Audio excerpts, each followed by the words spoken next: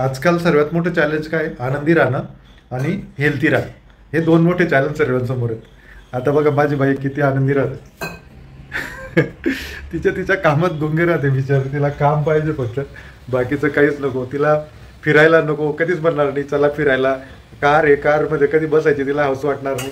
आता तिने बनवली कढी, त्यात भारीतलं दही आणलं होतं, हे बघा एकदम घट्ट दही आणलेलं होतं, ही बनवली कढी.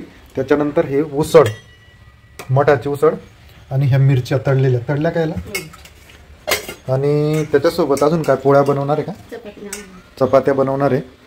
तर तिला स्वयंपाकात एवढा इंटरेस्ट आहे आणि घरामध्ये पण एवढा इंटरेस्ट आहे, तिला तिला स्वच्छ लागते, एकदम टापटीप लागते. आणि विषय असा आहे की आम्ही पुण्याला का आलो हे खास तुम्हाला आज आम्ही सांगणार आहोत. तर आपण का बरं आलो की पुण्याला, मुलांच्या प्रगतीसाठी. ट्यूबलाईट लावतो मी,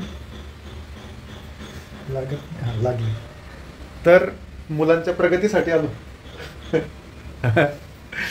मुलांच्या प्रगतीसाठी. तर विषय असा होता की आरुष इथे राहत होता, तो 2 वर्षापासून इथे पहिले दिल्लीला होता, तो नाही पहिले मुंबईला होता, मुंबईवरून दिल्लीला त्याने जॉब जॉईन केला. मग त्याला तिथे काही जेवणाचं वगैरे आवडलं नाही किंवा वातावरण आवडलं नाही, मग तो इथे आला पुण्याला, कोरोनानंतर आला होता तो. मग आम्ही तिथे राहत होतो जळगावला. तर आता माझं तर काम कुठेही चालू शकतं, मी काही करू शकतो ऑनलाईन, माझं यूट्यूबचं चालू आहे, बाकीचं चालू आहे.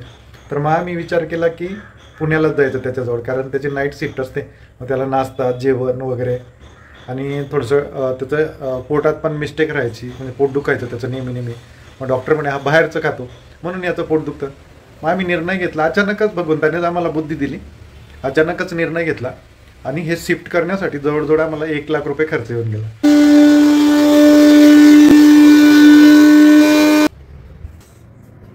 काय बनवते का, ज्यूस बनवते का, स्वयंपाक काय केलाय, कढी. हे काय, पीनट बटर. तर आमच्याकडे बनली आता कढी. कढी कुठे गेली,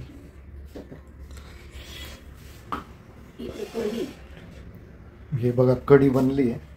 आणि त्याच्यानंतर मठाची उसळ, हे दही, हे मिरच्या तळलेल्या, आणि त्याच्यानंतर चपात्या अजून बाकी आहेत. तर आता असं बनतंय आमच्या घरी आज मेनू. त्याच्यामध्ये भरपूर असतं काही काही, पण त्याला सांगायला वेळ नाही. ओट्स, बदाम वगैरे, केळं वगैरे सर्व असतं. कारण द्रोणालीचं पण 9वीचं वर्ष होतं. पण आम्ही जेव्हा फोन केले काही स्कूलमध्ये, तर त्या काही स्कूल म्हटल्या की आम्ही 9वी 10वीला ॲडमिशन देत नाही. मग काही स्कूल म्हटल्या की आम्ही देतो. मग मी पुण्याला आलो, मी आणि माझे लहान साडू. मग आम्ही 4-5 स्कूल नाही, 4-5 नाही, जवळजवळ 10-15 स्कूल फिरलो. आणि मग त्याच्यानंतर एक स्कूलमध्ये ॲडमिशन भेटलं द्रोणाला. पहिले द्रोणाचं ॲडमिशन घेतलं. ॲडमिशन घेतल्यानंतर मग परत मी आलो. परत 4-5 दिवस इथे राहिलो. रूम शोधत होतो, रूम भेटतच होता तर मग भाडं खूप होतं, 20-22 हजार 2 BHKचं. मग शेवटी आम्हाला हे 1 BHK भेटलं. आणि त्याच्यानंतर मग आम्ही सामान शिफ्ट केल्यानंतर इथे आलो तर पहिले 8-10 दिवस, आता 1 महिना झाला, मला 1 महिन्याच्या वर झालं.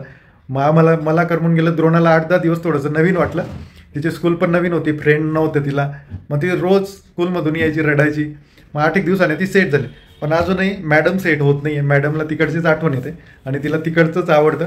पण आम्ही जास्त दिवस नाही राहणार इथे, फक्त 2 वर्ष राहणार आहे. 2 वर्षानंतर परत जळगावला जाणार आहे आणि जळगावला परत आम्ही तिथे स्थायिक होणार आहे. तर असा आमचा हा प्लॅनिंग आहे. कारण तोपर्यंत शक्यतो दादाचं पण लग्न होऊन जाईल आणि बघू पुढे काय होतं ते.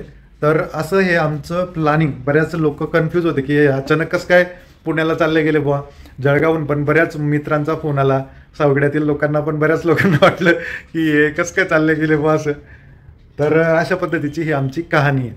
आणि आता आम्ही इथे 2 वर्षासाठी फुल प्लॅनिंग करतोय, कारण की इथे बऱ्याच काही गोष्टी शिकायला मिळतात. पुण्याचं थोडंसं जे क्लायमेट आहे ते चांगलं आहे. इथे गरमी कमी आहे, पाण्याची सुविधा आहे. तिथे पण पाणी चांगलंच होतं, पण इथलं पाणी अजून चांगलं आहे. आणि द्रोणा तर एकदम मॅच होऊन गेली, इतकी एन्जॉय करते ते स्कूलमध्ये, फुल एन्जॉय करते. तिला आता जवळजवळ 5 ते 7 मैत्रिणी होऊन गेल्या. आम्ही पॅरेंट्स मिटिंगला गेलो होतो, तर तिथे स्कूल इतकी भारी आहे ना तिची. त्यांना एकदम असं बोधरेशनमध्ये नाही ठेवत. स्कूलमध्ये एकदम एन्जॉयबल शिक्षण देतात ते. जास्त शिक्षणाचा लोडही नाही, अभ्यासाचा लोडही नसतो. एन्जॉय पण करवतात आणि अभ्यास पण हसत खेळत करून घेतात.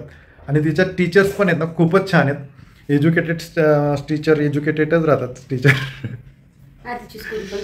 तिची स्कूल पण छान होती तिची, जळगावची विवेकानंद प्रतिष्ठानची. आणि तिच्या स्कूलचं नाव होतं शानबाग. इथे थोडासा अभ्यासाचा लोड जास्त राहायचा, होमवर्क वगैरे जास्त राहायचा, पण इथे मला इथली स्कूल त्याच्यापेक्षा सुद्धा जास्त आवडली. आणि द्रोणाला इथलं पुण्याचं जे माहोल आहे त्याच्यातून तिला बरंच काही शिकायला मिळतं आहे. कारण की पुण्यातलं जे बोलण्याची पद्धत, नियम, सिस्टम, इथलं शहर पॉश आहे, रस्ते पॉश आहेत, खूपच झाडं आहेत रस्त्यांनी, आणि लोक एकदम म्हणजे मायनस पॉईंट पण असतात आणि प्लस पॉईंट पण असतात, पण मी तुम्हाला प्लस पॉईंट सांगतोय.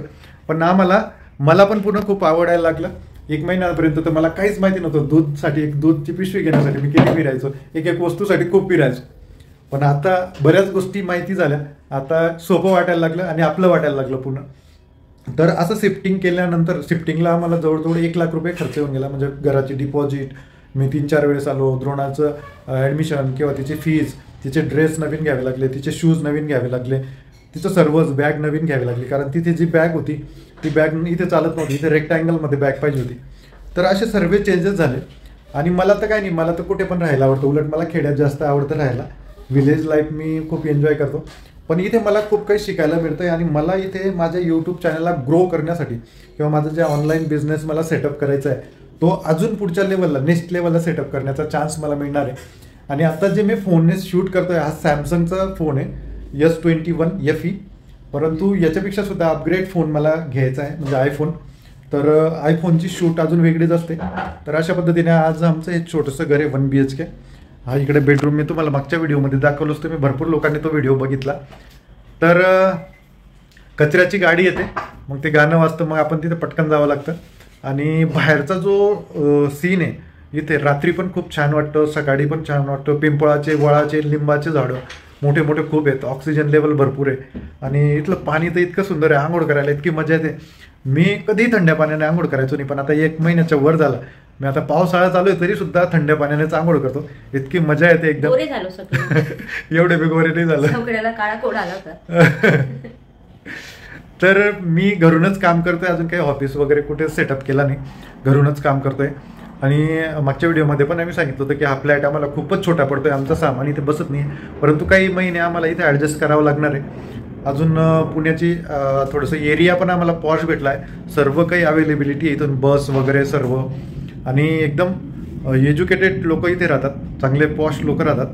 आणि कुठलाही डोक्याचा ताण नाही इथे. आपलं काम आणि आपलं झोपणं, खाणं, पिणं एवढंच आहे. गावासारखं नाही आहे, ते मिस करतो आम्ही. गावामध्ये कसं होतं, आमचं घर गावामध्ये होतं, तर कोणी पण बाया यायच्या, वैशालीचा टाईमपास होऊन जायचा. टाईमपास नाही पण एन्जॉय होऊन जायचा, तिला तिथे एकदम छान वाटायचं. परंतु आमच्यासाठी हे निर्णय घेणं फार आवश्यक होतं आणि तो निर्णय घेतला आम्ही. आणि आत्ता आमचं पुढचं जे पाऊल आहे ते 3 यूट्यूब चॅनल आहेत आमचे. 3 यूट्यूब चॅनलला खूप मोठं नेक्स्ट लेवलला घेऊन जायचं आहे. इंस्टाग्रामवर नेक्स्ट लेवलला जायचं आहे. फेसबुकवरून अर्निंग सोर्स चालू करायचा आहे. फेसबुकला अजून अर्निंग सोर्स चालू झालेला नाही आहे. तर अशा पद्धतीचं आमचं हे प्लॅनिंग भगवंताच्या कृपेने, भगवंत आमच्या सदा पाठीशी आहे.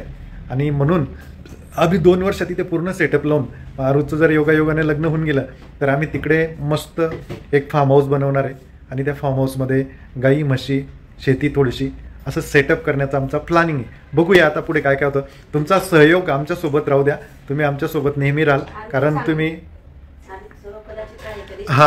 त्याचं बाहेरच्या देशात जाण्याचं प्लॅनिंग चालू आहे. परंतु त्याच्या मम्मीचं आणि त्याच्या मामाचं म्हणणं आहे की नको जाऊ, तुला इकडेच तेवढी सॅलरी भेटेल. बघूया आता पुढे. योगावर सर्व असतं, योग जसे आले तसं व्हावं लागतं. आणि मला सुद्धा बाहेरच्या देशात जाण्याची खूप इच्छा आहे. तो जर तिकडे गेला तर मी पण जात जाईल तिकडे फिरायला वगैरे. तर अशा पद्धतीचं प्लॅनिंग आहे. काय होतं आता पुढे बघूया.